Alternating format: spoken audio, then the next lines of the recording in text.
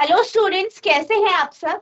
आशा करती हूँ आप अच्छे होंगे और अच्छे से अपनी पढ़ाई कर रहे होंगे। मैं मोनिका रावत आपका स्वागत करती हूँ आईसीटी वर्चुअल क्लासरूम देहरादून में। बच्चों, आज हम क्लास 11th का जो आपका सब्जेक्ट है फिजिक्स, उसका chapter mechanical properties of solid को कंटिन्यू करेंगे। तो बच्चों, पिछले लेक्चर में हमने मॉडुलस ऑफ इलास्टिसिटी के जो टाइप्स हैं उनके बारे में पढ़ा था। हमने आयतन गुणांक यानी बल्क मॉड्यूलस के बारे में पढ़ा था। साथ ही साथ शेयर मॉड्यूलस भी हमने जाना था। अनुरूपण गुणांक क्या होता है ये भी हमने देख लिया था। आज हम बात करेंगे पॉइजन रेशियो यानी पवासो अनुपात की। अब इस टॉपिक को समझने के लिए हम एक एग्जाम्पल लेते हैं। मान लीजिए आपके पास एक जो है मोटा सा जो है रॉड, किसी भी धातु का एक रॉड है। किसी भी धातु को मान लीजिए कोई स्टील का है रॉड।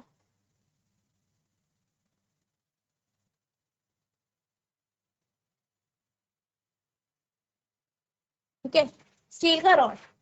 अब हमने क्या किया, इस पे फोर्स लगाया बल। मान लीजिए हम इस पे जो बल लगाते हैं वो बाहर की ओर लगाते हैं, लंबवत बल बाहर की। अब इस बल के कारण क्या होता है, इसके आकार में परिवर्तन आए। मान लीजिए इसका आकार हो जाता है कुछ इस तरीके।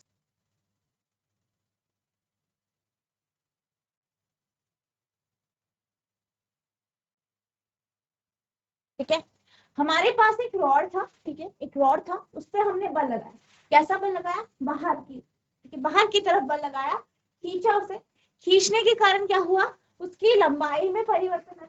देख सकते हैं आप, पहले इसकी लंबाई थी एल। ठीक है, मान लीजिए इसकी लंबाई क्या थी, एल थी। अब हमने बल लगाया तो उसकी लंबाई हो गई एल प्लस डेल एल। अब जब हम जो है पहले कॉन्सेप्ट्स को पढ़ रहे थे, हम यहाँ पे आपका प्रतिबल के कॉन्सेप्ट को पढ़ रहे थे, हमने विकृति के कॉन्सेप्ट को जाना था। वहां पर हम क्या कह रहे थे, हम जब इस प्रकार के फोर्स की बात कर रहे थे तो हम ये कह रहे थे कि यहाँ पे सिर्फ हम रॉड की लंबाई को कंसिडर करें, यानी जो परिवर्तन आ रहा है वो रॉड की लंबाई में आ रहा है। आज हम बात करेंगे कि इस बल के कारण इस रॉड की किस किस चीज में परिवर्तन। तो जैसे कि आप जानते हैं, हमने बल लगाया, बल के कारण हमारी रॉड लंबी हो। लंबी होने के कारण क्या हुआ, रॉड की जो लंबाई है उसमें परिवर्तन आया, रॉड लंबी हो गई। इसके साथ साथ जो रॉड है, रॉड की जो चौड़ाई है या उसकी जो मोटाई है उसमें भी परिवर्तन। क्या परिवर्तन आया, उसकी जो जो रॉड है वो क्या हो गई, पतली।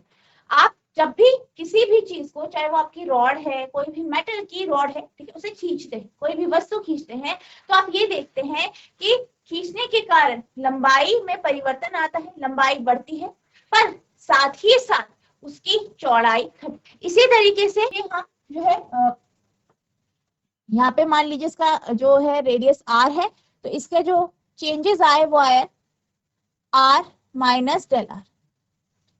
अब मान लीजिए हमारे पास ये रॉड है, ये रॉड है। अब हमने क्या किया, इस पे बल लगाया, इस पे फोर्स लगाया, बल लगाया, और किधर की ओर, अंदर की। ठीक है, अंदर की ओर बल लगाया। अब इसकी लंबाई क्या थी, एल थी। अब जब हमने इस रॉड को जो है बी ऐसे करके दबाया, इस पे बल लगाया, तो क्या होगा, जो आपकी ये रॉड है, ये इसकी लंबाई कम हो जाएगी। लंबाई कम हो जाएगी, लंबाई में परिवर्तन क्या आएगा कि लंबाई कम हो जाएगी। पर अगर हम देखें, लंबाई कम होने के साथ साथ इसकी जो है मोटाई या फिर जो इसकी चौड़ाई है वो बढ़ जाएगी, इसकी चौड़ाई बढ़ जाएगी। यानी जो आपके पास रॉड मिलेगा फोर्स लगाने के बाद, या जो विकृति आई वो कैसी होगी, एल माइनस डेल एल। और अगर हम इसके रेडियस की बात करें, ये अगर आर है तो हमारा इस पे आ जाएगा आर प्लस डेल। तो आप यहाँ पे साफ तौर पे देख सकते हैं कि एक डायमेंशन को कम करके दूसरी डायमेंशन बढ़। पहले केस में लंबाई की तरफ या नॉर्मल हमने फोर्स लगाया, जिस कारण लंबाई बढ़ गई, लेकिन जो इसकी चौड़ाई थी वो क्या हो गई, आपकी कम हो गई। दूसरे केस में हमने जो है बल लगाया, ये भी नॉर्मल था, लंबवत बल था, लेकिन अंदर की ओर लगाया। अंदर की ओर लगाने से जो इसकी लंबाई थी वो कम हो गई, लेकिन चौड़ाई इसकी बढ़। तो आप देख सकते हैं कि बल या जो परपेंडिकुलर स्ट्रेन है, जो आपका लंबवत बल है या लंबवत प्रतिबल है, उसके कारण किस प्रकार से रॉड में जो है चेंजेस आ रहे हैं, उसमें विकृति, एक डायमेंशन बढ़ रही है तो दूसरी घट, एक बढ़ रही है तो दूसरी घट रही। अब जब हम लंबाई को लेते हैं, जो लंबाई में परिवर्तन आता है, ठीक, तो यहाँ पे जब हम लंबाई की बात करते हैं, लंबाई में जो आपका परिवर्तन आता है उसे हम क्या कहते हैं, जो लंबाई में बल लग रहा है और उस पर परिवर्तन आता है उसे कहते हैं लॉन्गिट्यूडनल स्ट्रेन। क्या कहते हैं, लॉन्गिट्यूडनल स्ट्रेन, यानी अनुदैर्ध्य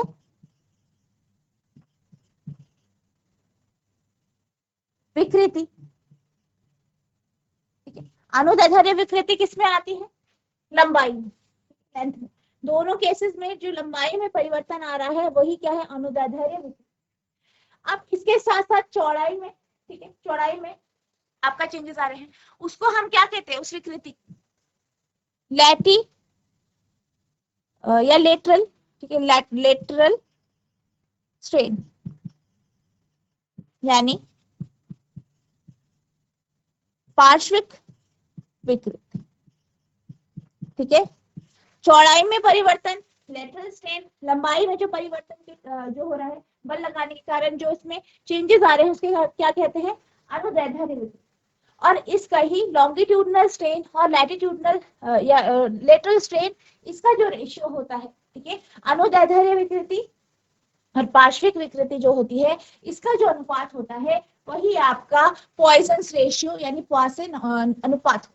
ठीक है, तो ये आपका जो पॉइसन अनुपात है वो क्या है, ये एक रेशियो है, एक रेशियो है, एक अनुपात है किसका, लेटरल स्ट्रेन और लॉन्गिट्यूडनल। ठीक है, लेटरल और लॉन्गिट्यूडनल स्ट्रेन का अनुपात ही आपका पॉइसन्स रेशियो कहलाता है।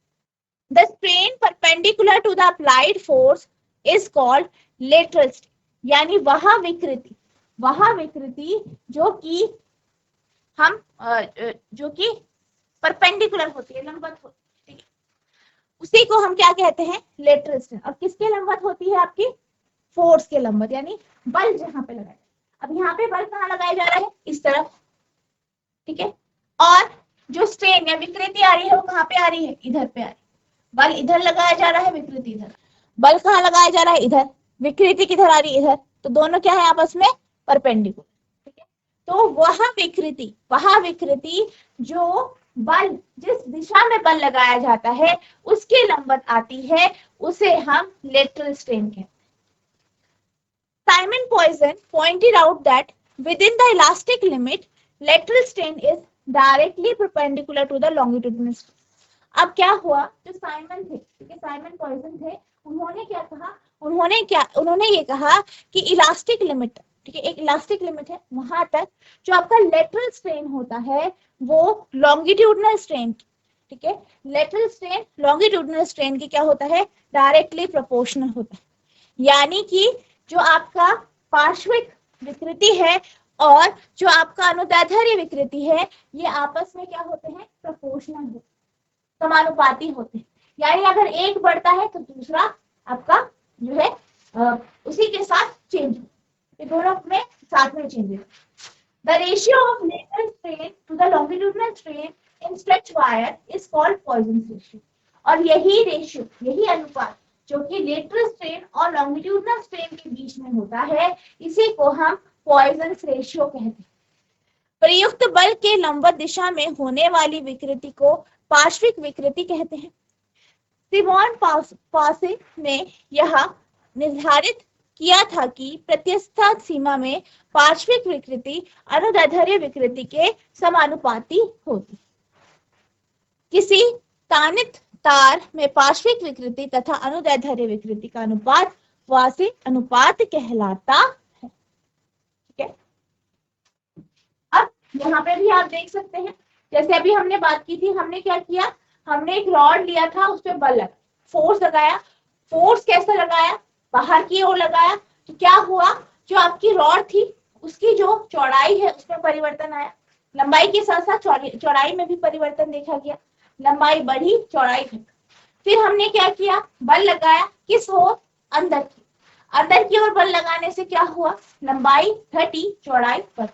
तो यहाँ पे आप इसे इस डायग्राम के माध्यम से समझ सकते हैं कि हमारे पास एक वस्तु है, उसमें हमने क्या किया, बल लगाने के कारण क्या हुआ, यहाँ पे आपका लॉन्गिट्यूडिनल स्ट्रेन पड़ा, यानी जो लंबाई में, ठीक है, अनुदैर्ध्य विकृति,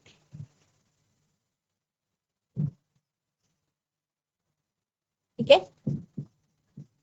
और इसके साथ साथ जो है लेटरल स्ट्रेन भी हुआ, ठीक है, पार्श्विक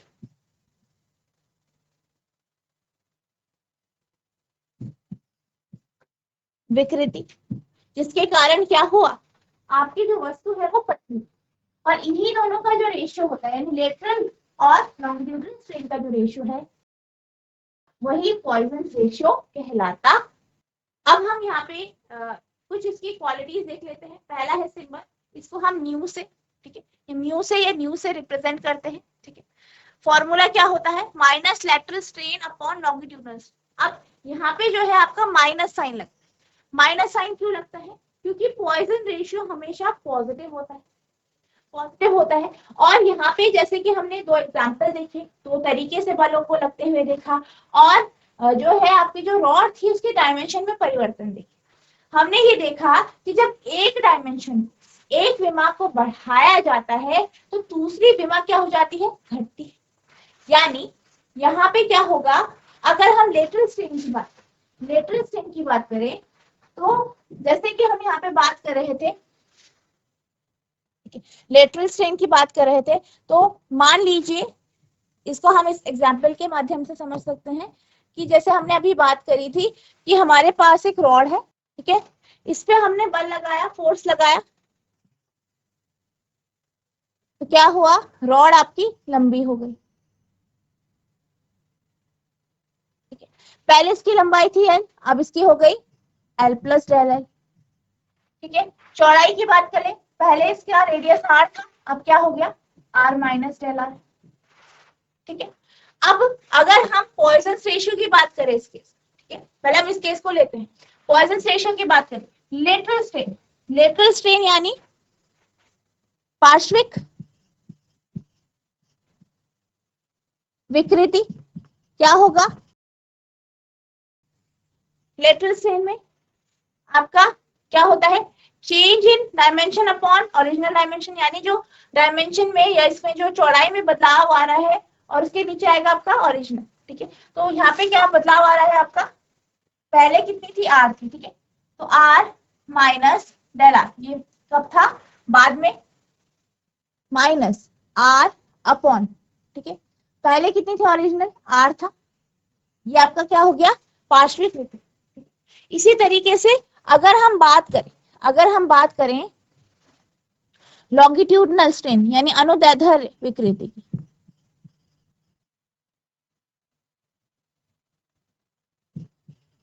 अनुदैर्ध्य विकृति की बात करें तो किसमें परिवर्तन आ रहा है, लंबाई में, पहले एल थी, अब क्या हुई, एल प्लस डेल, तो फाइनल क्या है, L plus del L minus, ठीक है। चेंज कैसे निकालेंगे, बाद में जो है आपकी जो विमा कितनी आई है, जो डायमेंशन कितनी है, माइनस करेंगे, स्टार्टिंग में कैसी थी, स्टार्टिंग में कितनी थी, एल अपॉन ओरिजिनल कितनी है, एल, सॉल्व करेंगे तो आप देख सकते हैं आपके पास पार्श्विक विकृति जो आई है वो minus del R upon R आई है, और अनुदैर्ध्य विकृति आई है डेल एल अपॉन एल। अब इन दोनों का रेशियो ही क्या होता है आपका, पॉइसन रेशियो, तो यानी minus del R upon del L upon L, तो ये आपका पॉइसन रेशियो होगा, ठीक है। अब पॉइसन रेशियो क्या होता है, पॉजिटिव होता है, पॉजिटिव होता है, इसलिए हम यहाँ पे नेगेटिव साइन को लेते हैं, ठीक है। तो अगर हम यहाँ पे नेगेटिव साइन नहीं लेंगे तो ये आपका पूरा रेशियो नेगेटिव हो जाएगा, इसलिए हम क्या करते हैं, यहाँ पे नेगेटिव साइन लेते हैं ताकि हमारा रेशियो पॉजिटिव में हो। तो आपका जो ये आ जाएगा यहाँ पे del R L upon R del L, तो ये रेशियो आ जाएगा आपका पॉइसन, ठीक है। तो इसीलिए हम यहाँ पे नेगेटिव साइन लेते हैं, क्योंकि आपका पॉइसन रेशियो क्या आता है, ऑलवेज पॉजिटिव, ठीक है। Poisson ratio is always positive, यानी वास्य अनुपात हमेशा धनात्मक होता है,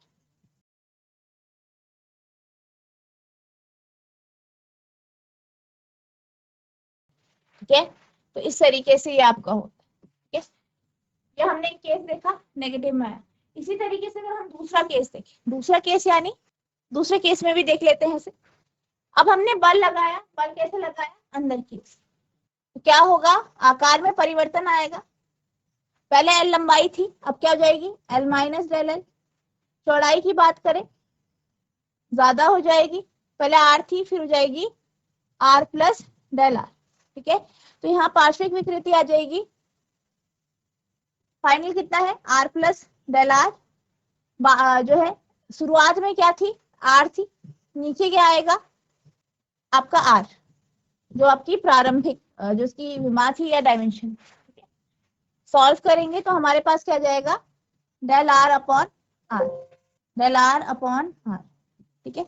इसी तरीके से अनुदैर्ध्य विकृति की बात करें तो अनुदैर्ध्य विकृति, ठीक है, जो आपका लॉन्गिट्यूडनल स्ट्रेन है, इसमें क्या हुआ कि आपका जो फाइनल जो इसकी डायमेंशन थी, यानी जो बाद में आपकी डायमेंशन आई बल लगाने के कारण, वो कितनी आई, एल माइनस डेल एल। प्रारंभिक कितनी थी, एल, तो एल से माइनस कर देंगे तो बदलाव आ जाएगा अपॉन, पहले कितनी थी, एल, सॉल्व करेंगे minus del L upon L, ठीक है। तो अब अगर हम रेशियो की बात करें, यहाँ पे भी आप देख पाएंगे कि जो रेशियो आएगा वो आपका आएगा, पहले आप लिखेंगे पार्श्विक विकृति यानी del R upon minus del L upon L, यानी minus del R into L upon del L into R, ठीक है। तो आप देख सकते हैं ये भी नेगेटिव आया है, तो इसी कारण जो हमारा पॉइजन रेशियो है ये आप नेगेटिव साइन के साथ लेते हैं, तो ना minus of lateral strain upon longitudinal strain, यानी माइनस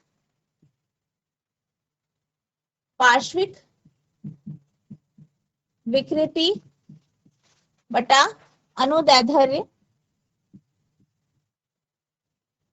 विकृति, ठीक है। तो इस कारण आएगा क्योंकि यहाँ पे हमेशा एक टर्म नेगेटिव आए, क्योंकि एक बढ़ेगी तो दूसरी घटेगी, ठीक है।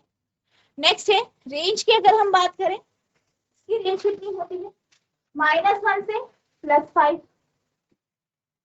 यूनिट की बात करें, ये एक यूनिट लेस क्वांटिटी है, क्यों है यूनिट लेस, दोनों रेशियो किसका है, विकृति स्ट्रेन। और आप ये जानते हैं कि स्ट्रेन क्या है, एक डायमेंशन लेस क्वांटिटी है, यूनिट लेस क्वांटिटी, यानी विमाहीन, ठीक है, मात्रकहीन जो है ये आपकी क्वांटिटी है।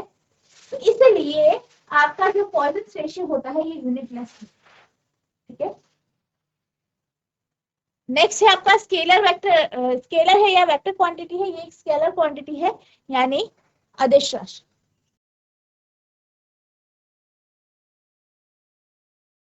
अदिश राशि, ठीक है। तो ये इसके क्या है, कुछ प्रॉपर्टीज है, आई होप आपको समझ में आ गया होगा, आप इसे नोट करें।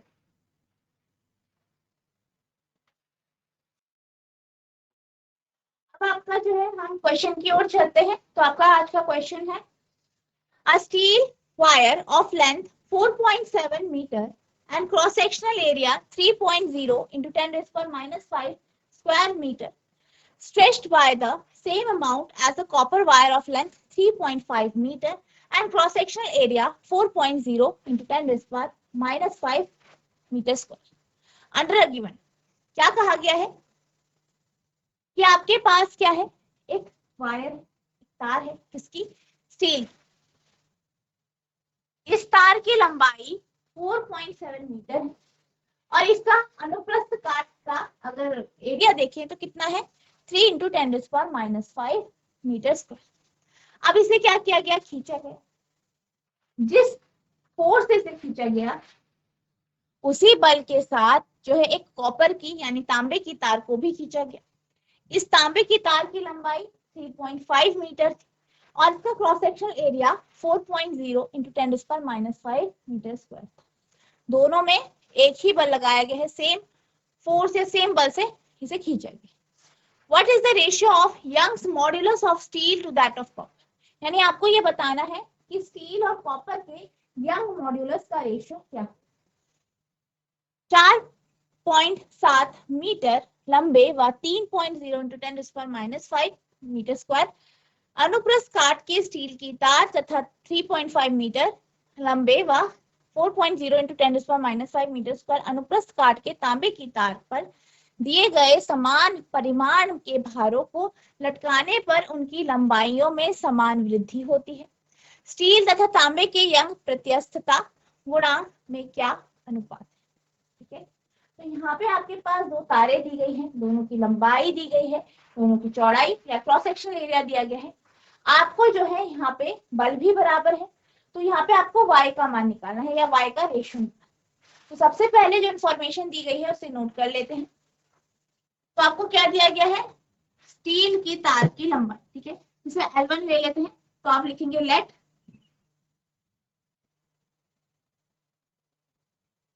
The length of steel wire या फॉर स्टील वायर, ठीक है, L1 equals to 4.7 metre,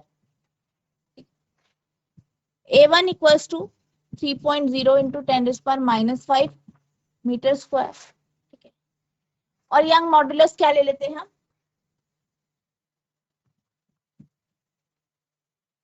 young गुणांक y फॉर कॉपर वायर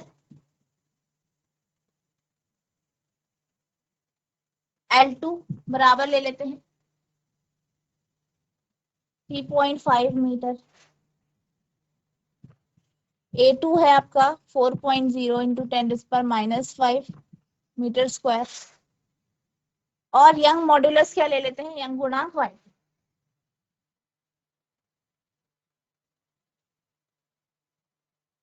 ठीक है, इस तरीके से आप लिखेंगे।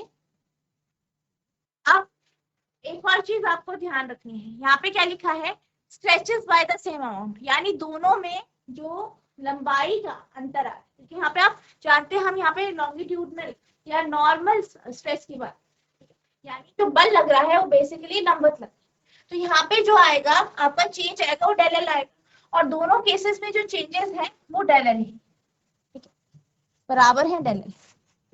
अब सबसे पहले हम स्टील के बारे में बात करते हैं। स्टील के लिए, फॉर स्टील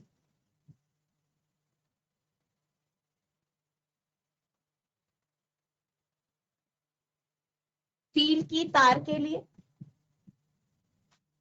स्टील की तार के लिए अगर हम बात करें तो आप क्या जानते हैं, यंग मॉड्यूलस का फॉर्मूला क्या होता है, आपका लॉन्गिट्यूडनल स्ट्रेस यानी F अपॉन ए, फोर्स अपॉन एरिया, ठीक है, बल बटा क्षेत्रफल, ये क्या होता है आपका प्रतिबल, ठीक है, अपॉन लॉन्गिट्यूडनल आपका यहाँ पे आपके पास टेंसाइल स्ट्रेस और लॉन्गिट्यूडनल स्ट्रेन होगा, longitudinal strain del L upon L. तो यहाँ पे एल क्या होगा आपका, एफ तो आपका सेम है दोनों के लिए, ठीक है, ए क्या हो जाएगा A1, डेल एल आपका सेम है दोनों के लिए, एल क्या हो जाएगा आपका L1, ठीक है। इसको फर्दर सॉल्व करेंगे तो एफ अपॉन A1 इन नीचे वाला ऊपर चल जाएगा L1 अपॉन डेल एल, ठीक है, ये आपकी हो गई पहली इक्वेशन y, ठीक है। इसी तरीके से दूसरी इक्वेशन होगी फॉर कॉपर वायर, यानी तांबे की तार के लिए, ठीक है, y2 बराबर F upon A2 into L2 upon del L। ये हो गया आपका सेकेंड इक्वेशन। ठीक है, अब ये दोनों आपके पास आ गए हैं। आई होप कैसे आए हैं वो समझ में आ गया होगा। ठीक है, अब हम बात करेंगे इनके रेशियो। ठीक है, यानी y1 अपॉन y2। तो अब आप क्या करेंगे, दोनों का रेशियो ले लेंगे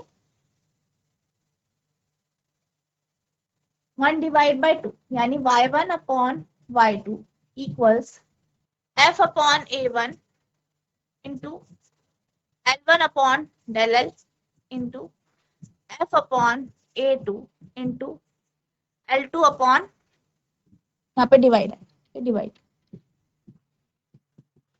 डेल L। ठीक है, यानी f L1 upon a1 del L। ठीक है, डिवाइडेड बाय हो जाएगा f L2 upon a2 del L। f L1 upon a1 del L into ये ऊपर हो जाएगा a2 del L upon f L2। ठीक है, अब यहाँ पे आप देख सकते हैं फोर्स आपका दोनों में सेम है, पर सेम है, फोर्स कैंसिल हो जाएगा, डेल L सेम है, ये कैंसिल हो जाएगा, क्या बचेगा a2 L1 upon a1 L2। यह आपका आएगा y1 upon y2 equals a2 कितना है, a2 कितना आपका 4.0 इंटू 10⁻⁵ और a1 3 इंटू 10⁻⁵। अब L1 L2 की बात करें तो L1 कितना है 4.7, L2 है 3.5। ठीक है, L1 है 4.7, 3.5, सॉल्व करेंगे ये कैंसिल हो जाएगा।